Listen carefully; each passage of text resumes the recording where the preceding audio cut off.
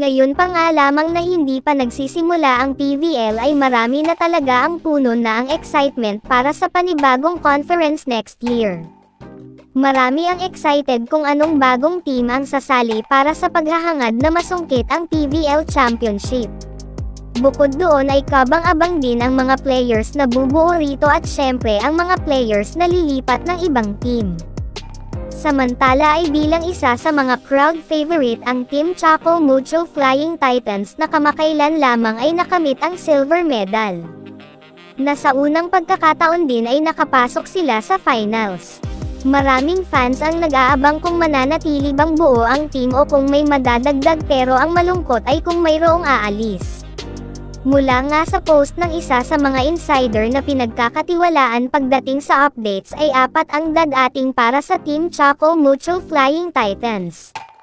Samantala ay 3 naman ang aalis sa team na ito. Palaisipan sa marami kung sino, dahil masakit mang isipin ay siguradong may aalis sa team. Kaya ngayon ay alamin natin ang mga posibleng aalis sa UB team. Marami ang nagko-conclude na baka ang tinutukoy rito ay si Jem Ferrer, ang former UAAP best setter at member ng Fab 5 Nanograms Ateneo Lady Eagles. Batid naman natin na isa na si Jem sa maituturing na senior na pagdating sa volleyball, kaya marami ang nagsasabing baka panahon na para magretiro ito at maaari nang pasukin ang mundo ng coaching sa volleyball. Isa pa sa maaaring umalis ay si Regina Rocha na ilang taon na ring nasa Chaco Mucho. Matatandaan ngang nag-propose ang kanyang boyfriend sa kanya at baka ito na ang time para mag-settle muna sa kanyang buhay pag-ibig. Hindi man si Regine madalas nabibigyan ng mahabang playing time, subalit once na ipasok siya ay talagang nagko-contribute siya, lalo na sa floor defense.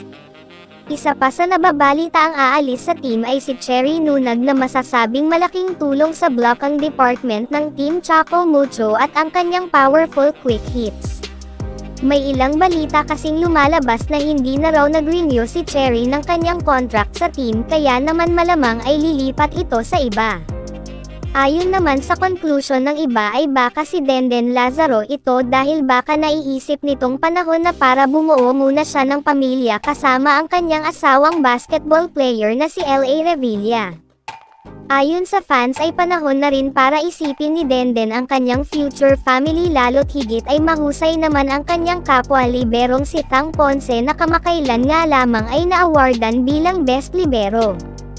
Samantala ay mas ikinalungkot naman ng fans nang mapabilang sa balitang aalis sa Chaco Mucho ang kapitana nitong si Bea De Leon. May ilang nagsasabing imposible, subalit wala pa ring makapagsasabi hanggat wala pang kumpirmasyon mula sa management.